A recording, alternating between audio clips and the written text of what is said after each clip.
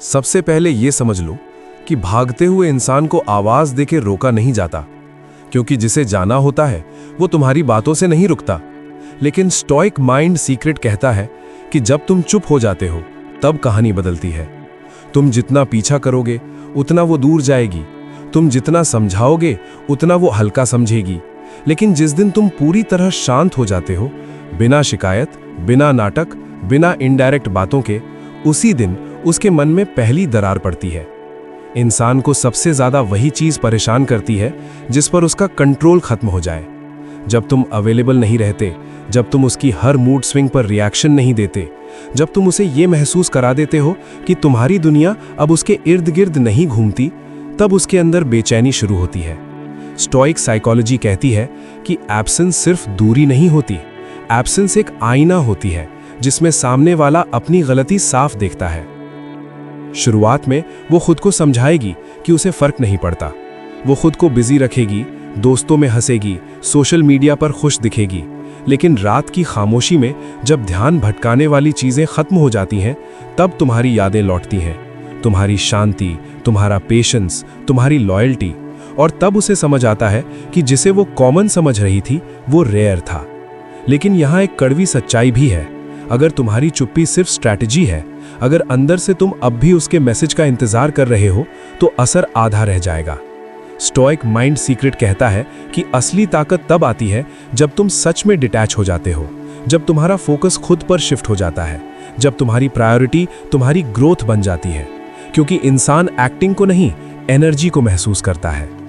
धीरे धीरे उसकी क्यूरियोसिटी तड़प में बदलती है। वो चेक करेगी कि तुम ऑनलाइन हो या नहीं, वो देखेगी कि तुमने लाइफ में क्या बदल दिया, वो समझने की कोशिश करेगी कि तुम इतने काम कैसे हो। और जब उसे ये एहसास होगा कि तुम बिना उसके भी स्टेबल हो, खुश हो, आगे बढ़ रहे हो, तब उसका ईगो टूटेगा। और ईगो के टूटते ही यादें तेज हो जाती हैं। याद रखना, तुम्हारी चुप्पी बदला नहीं है, तुम्हारी चुप्पी तुम्हारी डिग्निटी है। अगर वो वापस आती है तो इसलिए नहीं कि तुमने उसे मनाया, बल्कि इसलिए कि तुमने खुद को खोना बंद कर दिया। और अगर वो फिर भी नहीं लौटती तो समझ लो वो तुम्हारी लेवल की थी ही नहीं। स्टोइक जीत किसी के लौटने में नहीं, खुद के मजबूत हो जाने में होती है। चुप रहने का असली इम्तिहान तब शुरू होता है जब वो सच में वापस आने की कोशिश करती है। क्योंकि स्टोइक माइंड सीक्रेट कहता है कि वापसी हमेशा प्यार से नहीं होती, कई बार वो ईगो, अकेलापन या खोए हुए कंट्रोल की वजह से होती है। इसलिए सबसे पहले तुम्हें यह समझना होगा कि उसका लौटना तुम्हारी जीत नहीं है, तुम्हारा स्थिर रहना तुम्हारी जीत है। जब वो मैसेज करे, कॉल करे या कैजुअली हालचाल पूछे, तो तुम्हें पुराना वर्जन नहीं बनना है जो तुरंत पिघल जाता था, तुरंत सब भूल जाता था। तुम्हें काम रहना है, रिस्पेक्टफुल रहना है, लेकिन इमोशनली अवेलेबल नहीं होना है। क्योंकि इंसान वही बिहेवियर दोहराता है जहां उसे रेजिस्टेंस नहीं मिलता। स्टोइक साइकोलॉजी साफ कहती है, अगर बाउंड्रीज नहीं बदली तो कहानी भी नहीं बदलेगी। इस समय उसका दिमाग दो चीजें खोज रहा होता है, रीअश्योरेंस और रिएक्शन। उसे ये जानना होता है कि क्या वो अब भी तुम्हारे ऊपर असर रखती है। अगर तुम्हारी आवाज में वही पुरानी बेचैनी होगी तो उसे यकीन हो जाएगा कि कंट्रोल अब भी उसके हाथ में है। लेकिन अगर तुम स्टेबल, संतुलित और सीमाओं के साथ जवाब देते हो तो उसे पहली बार समझ आएगा कि तुम बदल चुके हो।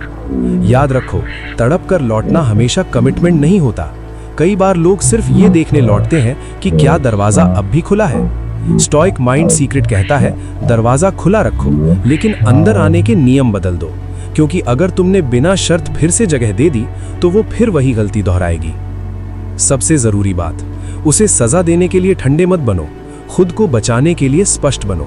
साफ कहो कि अब तुम्हारी शांति पहले है, तुम्हारी डिग्निटी पहले है, और अगर रिश्ता दोबारा बनता है तो बराबरी पर बनेगा, मजबूरी पर नहीं। स्टोइक इंसान रिवेंज नहीं लेता, वो स्टैंडर्ड बढ़ा देता है।